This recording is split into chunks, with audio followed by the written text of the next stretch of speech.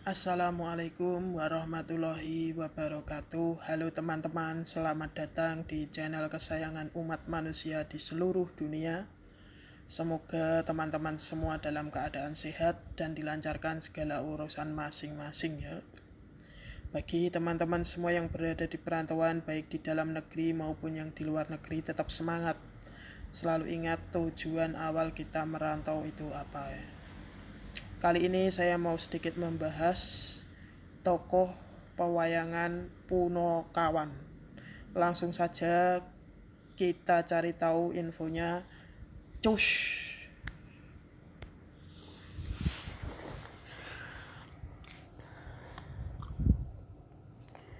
Mengenal tokoh pewayangan Punokawan. Berbagai cerita rakyat dan sejarah sejatinya juga mengandung ilmu pengetahuan dan makna kebajikan yang bermanfaat. Sering tanpa disadari bahwa dalam sebuah sejarah terdapat sebuah makna yang banyak mengajarkan arti hidup. Misalnya dalam kesenian wayang yang sangat populer di mata rakyat, kebudayaan asli Indonesia yang merupakan ciptaan dari Waliullah Sunan Kalijaga. Wayang diciptakan Sunan Kalijaga sebagai metode dakwah Islam agar dekat dengan kehidupan masyarakat terdahulu.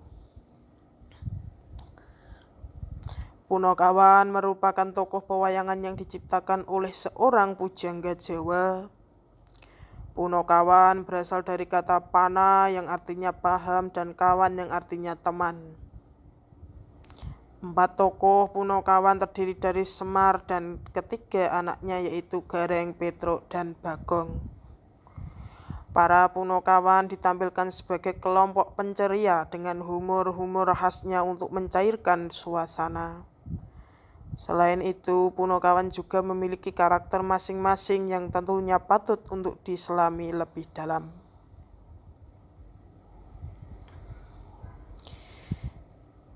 A. Semar, simbol ketentraman dan keselamatan hidup.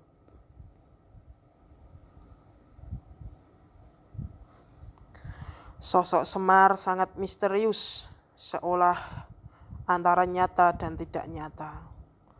Tapi jika melihat tanda-tandanya, orang yang menyangkal akan menjadi ragu. Selain menjadi penasihat, Punokawan akan menjadi penolong dan juru selamat atau pelindung tatkala para satria momongannya dalam keadaan bahaya. Dalam cerita pewayangan, Semar jumeneng sebagai seorang begawan. Namun ia sekaligus sebagai simbol rakyat jelata, maka Semar juga dijuluki manusia setengah dewa. Dalam perspektif spiritual, Ki Lurah Semar mewakili watak yang sederhana, tenang, rendah hati, tulus, tidak munafik, tidak pernah terlalu sedih, dan tidak pernah tertawa terlalu riang. Keadaan mentalnya sangat matang, tidak kagetan, dan tidak gumunan. Ki Lurah Semar bagikan air tenang yang menghanyutkan. Di balik ketenangan sikapnya tersimpan kejeniusan, ketajaman batin, kaya pengalaman hidup dan ilmu pengetahuan. Semar menggambarkan figur yang sabar, tulus, pengasih, pemelihara kebaikan, penjaga kebenaran, dan menghindari perbuatan durangkara.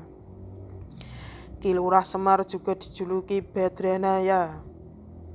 Artinya Badra adalah rembulan, Naya wajah atau Nayantaka. Naya adalah wajah, Taka pucat. Keduanya berarti menyimbolkan bahwa Semar memiliki watak rembulan dan seorang figur yang memiliki wajah pucat. Artinya Semar tidak mengumbar hawa nafsu. Semareka den prayitna. Semare artinya menidurkan diri agar supaya batinnya selalu awas, maka yang ditidurkan adalah panca inderanya dari gejolak api atau nafsu negatif. Inilah nilai dibalik kalimat wani mati sajroning urip, berani mati di dalam hidup.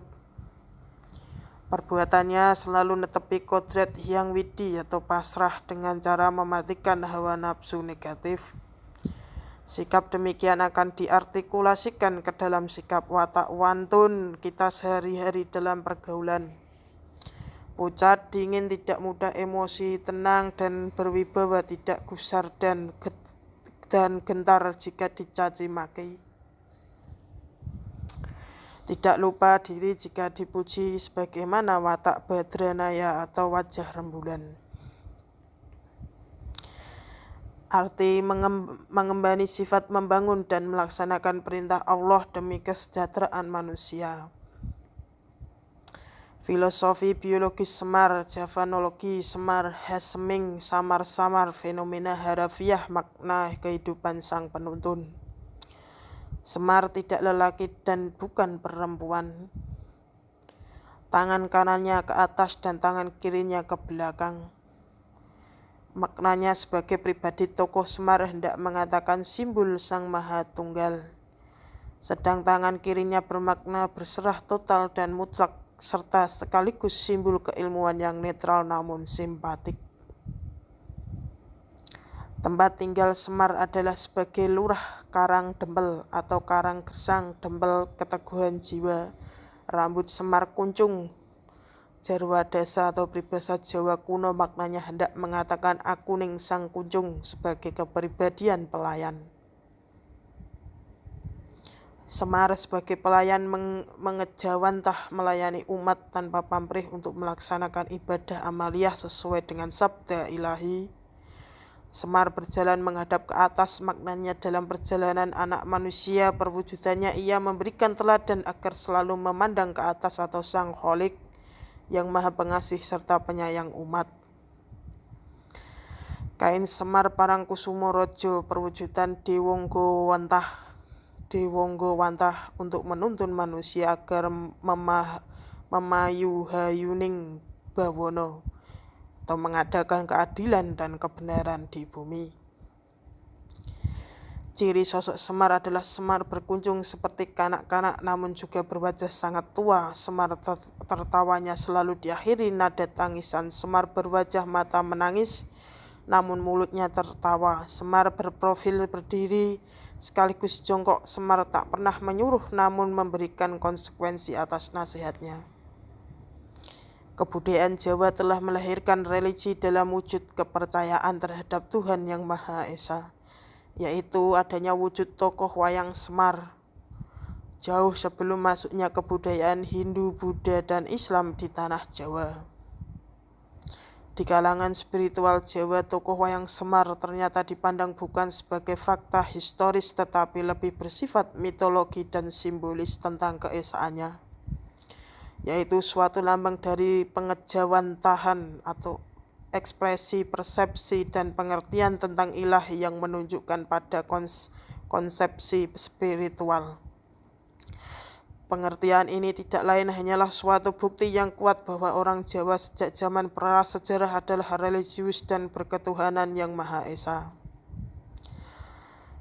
Dari tokoh Semar wayang ini akan dapat dikupas, dimengerti, dan dihayati sampai di mana wujud religi yang telah dilahirkan oleh kebudayaan Jawa.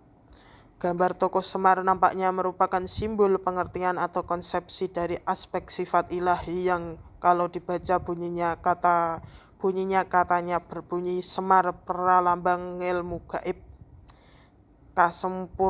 kasampurnaning pati.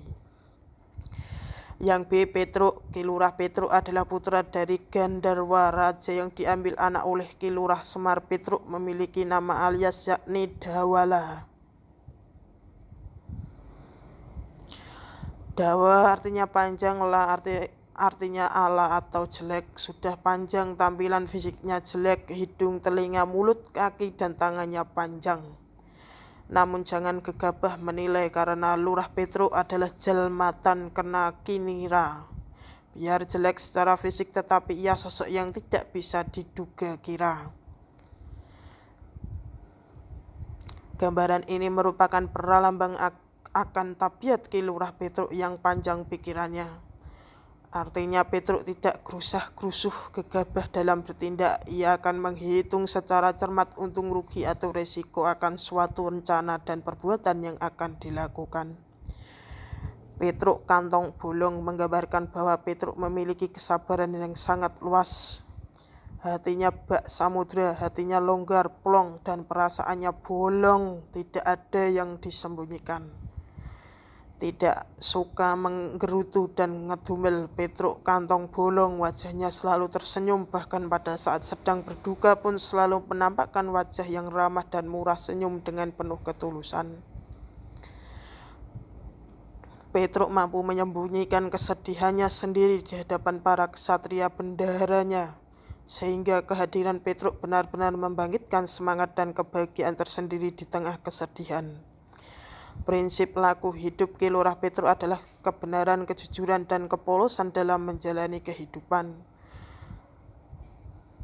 Bersama semua anggota Punokawan, Lurah Petruk membantu para ksatria Pandawa V, terutama Raden Arjuna dalam perjuangannya menegakkan kebenaran dan keadilan. Petruk adalah tokoh Punokawan dalam pewayangan Jawa di pihak keturunan Trahwitaratya. Petruk tidak disebutkan dalam kitab Mahabharata, jadi jelas bahwa kehadirannya dalam dunia pewayangan merupakan gubahan asli Jawa masa lalu. Menurut pedalangan, ia adalah anak pendeta raksasa di pertapaan dan bertempat di dalam laut bernama Begawan Sulantara. Sebelumnya ia bernama Bambang Petruk Penyukilan. Ia gemar bersenda gurau baik dengan ucapan maupun tingkah laku dan senang berkelahi. Ia seorang yang pilih tanding atau sakti di tempat kediamannya dan daerah sekitarnya. Oleh karena itu ia ingin berkelana guna menguji kekuatan dan kesaktiannya. Di tengah jalan ia bertemu dengan Bambang Sokodadi dari pertapaan Bluluk Tiba yang pergi dari padepokannya di atas bukit untuk mencoba kekebalannya. Karena mempunyai maksud yang sama, maka terjadilah perang tanding. Mereka berkelahi sangat lama, berhantam, bergumul, tarik-menarik, tendang-menendang, injak-menginjak, hingga tubuhnya menjadi cacat dan berubah sama sekali dari wujud aslinya yang tampan. Perkelahian ini kemudian dipisahkan oleh Semarasanta atau Semar dan Bagong yang mengiringi Batara Ismaya. Mereka diberi fatwa dan nasihat sehingga akhirnya keduanya menyerahkan diri dan berguru kepada Semara atau Semar dan mengabdi kepada Sang Hyang Ismaya. Demikian peristiwa tersebut diceritakan dalam lakon Batara Ismaya Krama. Karena perwujudan wujud tersebut masing-masing kemudian berganti nama. Bambang Petruk Penyukilan menjadi Petruk, sedangkan Bambang Sukodadi menjadi Gareng. Istri dan keturunan Petruk mempunyai istri bernama Dewi Ambarawati, putri Prabu Ambarasraya, Raja Negara Pandan Surat, yang didapatnya melalui perang tanding para pelamannya antara lain Kala Gumarang dan Prabu Kalawahana, Raja Raksasa di Gawa Seluman. Petruk harus menghadapi mereka dengan perang tanding dan akhirnya ia dapat mengalahkan mereka dan keluar sebagai pemenang. Dewi Ambarawati kemudian diboyong ke Giri Sarangan dan Resi Periknanan yang memangku perkawinannya. Dalam perkawinan ini mereka mempunyai anak laki-laki dan diberi nama Lengkung Kusuma. Petruk dalam lakon pewayangan oleh karena Petruk merupakan tokoh pelawak atau dagelan Jawa. Kemudian oleh seorang dalang berubah suatu lakon khusus yang penuh dengan lelucon-lelucon dan kemudian diikuti dalang-dalang lainnya sehingga terdapat banyak sekali lakon-lakon yang menceritakan kisah-kisah Petruk menggelikan. Contohnya lakon Petruk Ilang Petele menceritakan pada waktu Petruk kehilangan kapak atau petelnya. Dalam kisah Ambangan Candi Parataga Saptaraga, Dewi Mustakaweni, putri dari negara Imantaka, berhasil mencuri pusaka Jamus Kalimasada dengan jalan menyamar sebagai kerabat Pandawa atau Gatot Kaca. Sehingga dengan mudah ia dapat membawa lari pusaka tersebut. Kalimasada kemudian menjadi bahan perebutan antara kedua negara itu. Di dalam kekeruhan dan kekacauan yang timbul tersebut, Petruk mengambil kesempatan menyembunyikan Kalimasada. Sehingga karena kekuatan dan pengaruhnya yang ampuh, Petruk dapat menjadi raja menduduki singgasana kerajaan Loji Tenggara dan bergelar Prabu Welgeduwelbeh Weledelbeh. Lakon ini terkenal dengan judul Petruk Dadi Ratu Prabu Welgeduwelbeh atau Petruk dengan kesaktiannya dapat membuka rahasia Prabu Pandupragula. Raja negara Tracanggribek yang tiada lain adalah kakaknya sendiri, yaitu Nalagareng, dan sekaligus Bagonglah yang menurunkan Prabu Gedwelbeh dari tahta kerajaan Loji Tenggara, dan Badar terbongkar rahasianya menjadi Petruk kembali Kalimasada, kemudian kembali kepada Pandawa. Yang C. Bagong.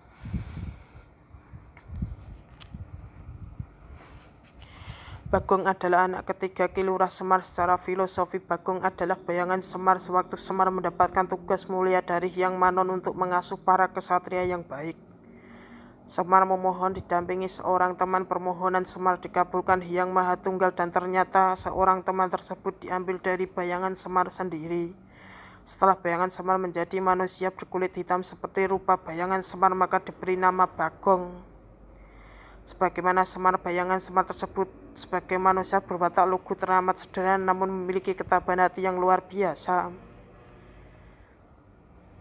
Ia tahan menanggung malu, dirundung sedih, dan tidak mudah kaget serta heran jika menghadapi situasi yang genting maupun menyenangkan. Penampilan dan lagak Lurah Bagong seperti orang dungu. Meskipun demikian, Bagong adalah sosok yang tangguh, selalu beruntung, dan disayang tuan-tuannya. Maka Bagong termasuk punakawan yang dihormati, dipercaya, dan mendapat tempat di hati para kesatria. Istilah Bagong diposisikan sebagai bala tangan atau pasukan kanan, yang ini berada di dalam jalur kebenaran dan selalu disayang majikan dan Tuhan. Ki Lurah Bagong adalah nama salah satu tokoh punakawan dalam kisah pewayangannya berkembang di Jawa Tengah dan Jawa Timur. Tokoh ini dikisahkan sebagai anak bungsu Semar. Dalam pewayangan Sunda juga terdapat tokoh punakawan yang identik dengan Bagong. Dalam bahasa Sunda, Bagong berarti babi hutan celeng, yaitu Cepot atau Astra Jingga adalah anak tetua Semar, dan di versi wayang golek Purwo Sunda terkenal dengan sebutan Cepot atau Astra Jingga. Disebut juga Gurubuk atau Gardun. Sedang di Jawa Timur lebih dikenal dengan nama Jamblahita. Di daerah Banyumas, punakawan ini lebih terkenal dengan sebutan Bawor. Pada wayang banjir Kalimantan Selatan ia dipanggil Begung. Ciri fisik sebagai punakawan yang sifatnya menghibur penonton, wayang tokoh Bagong pun dilukiskan dengan ciri fisik yang mengundang kelucuan. Bertambah pendek dan gemuk dengan mata bundar besar, bibirnya lebar, hidung kecil, dan bersifat agak kekanak-kanakan. Bagong wayang.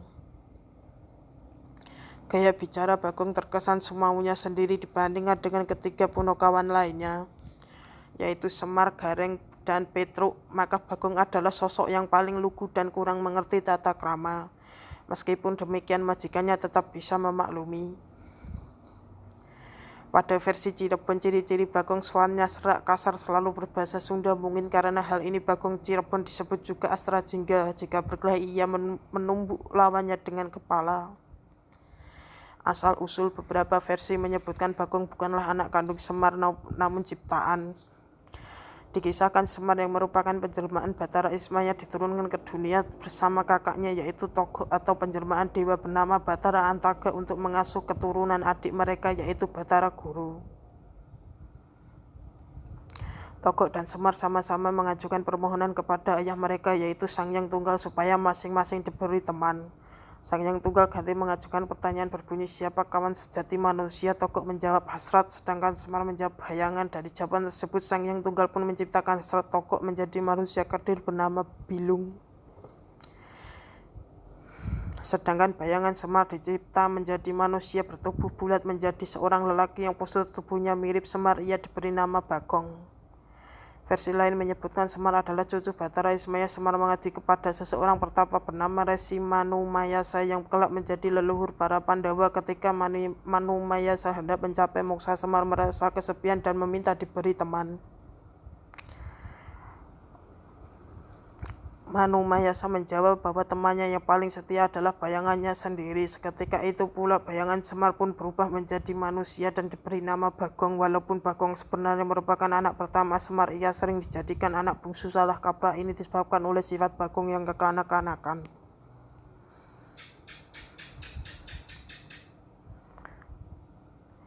Yang D. Nalagareng.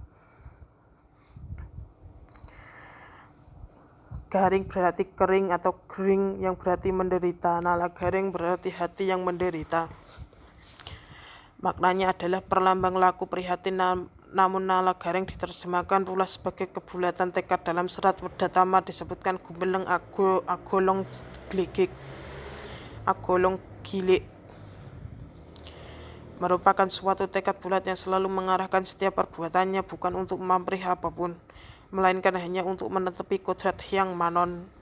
Nala garing menjadi simbol duka cita kesedihan nelangsa sebagaimana yang tampak dalam wujud fisik. Nala garing merupakan sekumpulan simbol yang menyiratkan makna mata juling, mata sebelah kiri mengarah ke atas dan ke samping. Maknanya nala garing selalu memusatkan batinnya kepada Hyang Widi. Lengan bengkok atau cekot atau ceko melambangkan bahwasanya manusia tak akan bisa berbuat apa-apa bila tidak berada pada kodrat atau kehendak Hyang Widi. Kaki pincang jika berjalan sambil jinjit. Artinya nala garing merupakan manusia yang sangat berhati-hati dalam melangkah atau dalam mengambil keputusan. Keadaan fisik nala garing yang tidak sempurna ini mengingatkan bahwa manusia harus bersikap awas dan hati-hati dalam menjalani kehidupan ini karena sadar akan sifat dasar manusia yang penuh dengan kelemahan dan kekurangan. Mulut garing berbentuk aneh dan lucu melambangkan ia tidak pandai berbicara. Kadang bicaranya sasar susur belepotan tak karuan. Bicara dan sikapnya serba salah karena tidak merasa percaya diri. Namun demikian nala garing banyak memiliki teman baik di pihak kawan maupun lawan. Inilah kelebihan nala garing yang menjadi sangat bermanfaat dalam urusan negosiasi dan mencari relasi, sehingga nala garing sering berperan sebagai juru damai, sebagai pembuka jalan untuk negosiasi. Justru dengan banyaknya kekurangan pada dirinya tersebut, nala garing sering terhindar dari celaka dan mara bahaya. Garing lazim disebut sebagai anaknya Semar dan masuk dalam golongan Punokawan. Aslinya Garing bernama Bambang Sukati, putra Resi Sukadi dari Padepokan Bluluk Tiba. Bertahun-tahun Bambang Sukati bertapa di Bukit Candala untuk mendapatkan kesaktian. Setelah selesai tapanya, ia kemudian minta izin pada ayahnya untuk pergi menaklukkan raja-raja. Itu tadi sekilas penjelasan mengenai tokoh pewayangan Punokawan ya. Semoga video singkat dan sederhana dari saya dapat bermanfaat bagi teman-teman semuanya, bagi para penonton semuanya, bagi para family subscriber dimanapun berada. Apabila ada salah kata, salah penulisan maupun salah dalam video saya selaku Joko anak desa mohon maaf yang sebesar-besarnya. Akhir kata wabillahi taufik wal hidayah. Wassalamualaikum warahmatullahi wabarakatuh. Sampai bertemu di video selanjutnya teman-teman.